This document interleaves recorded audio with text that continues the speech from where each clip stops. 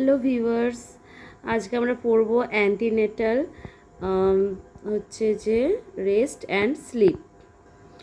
Antenatal রেস্টের ক্ষেত্রে আমরা প্রথমত মাকে বলবো যে মা সবসময় লেফট ল্যাটেরাল পজিশনে শোবে, মানে লেফট সাইড হয়ে শোবে। লেফট সাইড হয়ে শুতে কেন বলবো? এই কারণে বলবো যেহেতু আমাদের হার্টটা লেফট সাইডে থাকে, তাহলে মা যখন প্রেগনেন্ট অবস্থায় যদি লেফট সাইডে শোয়, তাহলে মায়ের যে হার্টে যে ব্লাডের সার্কুলেশন, হার্ট সবসময় আমাদের ব্লাডটাকে পাম্প করে, তাই তো গোটা শরীরে পুরো ছড়িয়ে দেয়, ব্রেন থেকে শুরু করে পুরো পুরো পায়ের আঙ্গুল অবধি। তাহলে বেবির মধ্যে মানে ফিটাসের মধ্যে যে ব্লাড সার্কুলেশনটা হচ্ছে কার মাধ্যমে? Placenta through. তাহলে মায়ের হার্ট যদি ভালোভাবে ব্লাডটা ম্যাক্সিমাম অক্সিজেন যদি আমাদের পুরো বডিতে যদি সার্কুলেট করতে পারে, তাহলে প্লাসেন্টা থ্রু ফিটাসের মধ্যেও সেটা কিন্তু সার্কুলেট করবে। তাহলে ফিটাস ভালোভাবে অক্সিজেনটা তার শরীরেতে ছড়িয়ে যাবে। এই কারণেই আমরা বলবো লেফট ল্যাটেরাল সাইডে মাকে শোয়াতে। ঠিক আছে, মা এই পজিশনে রেস্ট করবে, ম্যাক্সিমাম অক্সিজেন সাপ্লাই। ঠিক আছে, এটা হচ্ছে, তাই বললাম লেফট ল্যাটেরাল পজিশনে শোবে। আরেকটা কারণে হচ্ছে কারণ প্রেগনেন্সি অবস্থায় মায়ের লিভারটা প্রচণ্ড মায়ের বডির ওয়েটটা বেড়ে যায়, তার ফলে মায়ের লিভারের উপরে চাপ পড়ে, তাহলে সেটার জন্য কিন্তু মা তাই লেফট ল্যাটেরাল পজিশনে শোবে।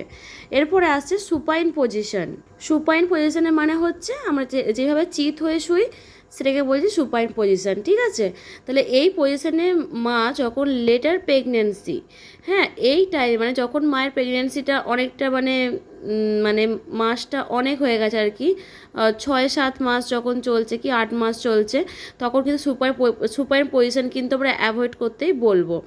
যদি মা সুপাইন পজিশনে শুতে যদি কমফোর্টেবল ফিল করে, তাহলে মায়ের কিন্তু মাথাতে কোনো বালিশ দেওয়া যাবে না, আর পায়ের তলায় বালিশ দিতে হবে। ঠিক আছে, তাহলে যাতে পায়ের থ্রু যে ব্লাডটা আছে সেটা যাতে ভালোভাবে ব্লাড সার্কুলেশনটা হয়। আর যদি কারণ লেটার প্রেগনেন্সিতে মায়ের তো ওয়েটটা বেড়ে যায়, কারণ ফিটাসের ওয়েটটা বাড়ে, তাই মায়ের কোমরে পেন হয়। ঠিক আছে, পেলভিস জায়গাতে পেন হয়, তাহলে সেইখানটাতে ব্যাক পেন হয়।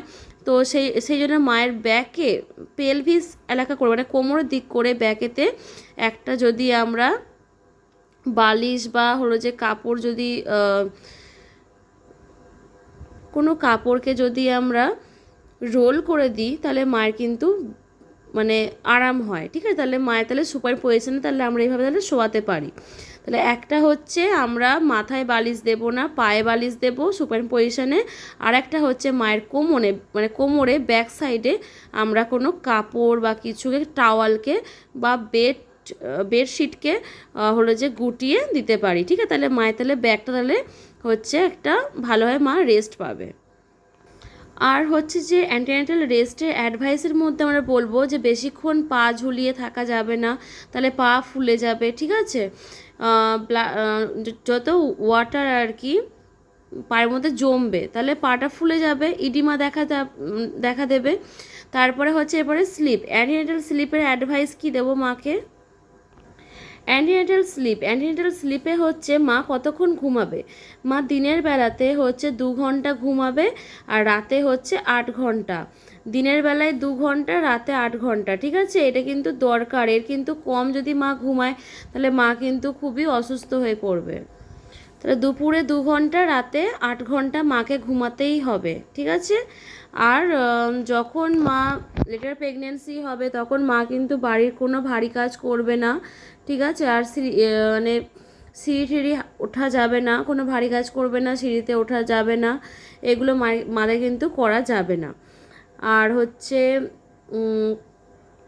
আর ঘুমানোর আগে, জাস্ট ঘুমাতে যাওয়ার আগে মা বেশি জল খেয়ে শোবে না, তাহলে রাতেবেলা বারবার করে ইউরিন পাস করবে। কারণ আমরা জানি যে যত ইউটেরাসটা যত হেভি হয়, যখন মায়ের লেটার প্রেগনেন্সি চলে, তখন ইউটেরাসটা ইউটেরাসটা প্রচুর ভারী হয়, তাহলে এই ব্লাডারকে চাপ দেয়।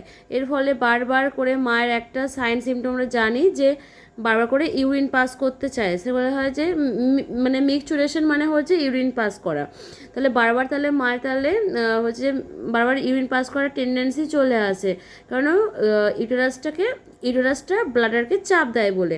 তাহলে সেইটার জন্য রাতে মায়ের ঘুমোতে অসুবিধা হবে, তাই বলবো যে জলটা একটুখানি ঘুমোতে যাওয়ার 1 ঘন্টা আগে মানে খেতে পারে, তাহলে অত বারবার করে ইউরিনটা আসবে না। কিন্তু জাস্ট শোয়ার আগে যদি অনেকটা করে জল খায় তাহলে কিন্তু মায়ের ঘুমের ডিস্টার্ব হবে, আর মায়ের ঘুমটা এই টাইমে খুবই প্রয়োজন। ঠিক আছে। আর একটা কথা আমরা বলতে পারি যে স্লিপের জন্য মানে মায়ের ঘুমটা যাতে কোনো ব্যাঘাত না ঘটে সেটার জন্য মায়ের কিন্তু ডায়েটের মধ্যে যেন কোনো রিচ খাবার না থাকে, যেটার থ্রু মায়ের অ্যাসিডিটি ফর্ম করে। ঠিক আছে, মায়ের অ্যাসিডিটি ফর্ম কিন্তু করানো যাবে না, তাহলে মায়ের যদি ওই শরীর খারাপ হয় তাহলে মায়ের ঘুমের ব্যাঘাত ঘটবে। ঠিক আছে, তাহলে এইগুলো আমাদেরকে মাথায় রাখতে হবে, কারণ এই অ্যান্টিনেটাল রেস্ট অ্যান্ড স্লিপের ওপরে 2 নাম্বার আসে। ঠিক আছে, এ কোনো বেশি নাম্বার না, এখানে 4 নাম্বার, টু দ্য পয়েন্ট এগুলো লিখলে তোমাদের কিন্তু 4 নাম্বার কভার হয়ে যাবে। ওকে, তাহলে আজকের টপিকটা খুবই ইজি ছিল। তোমরা এইগুলোকে যেগুলো আমি বললাম তোমরা এগুলোকেই লিখবে, তোমাদের অনেকটা ভালো নাম্বার আসবে। ওকে, থ্যাংক ইউ।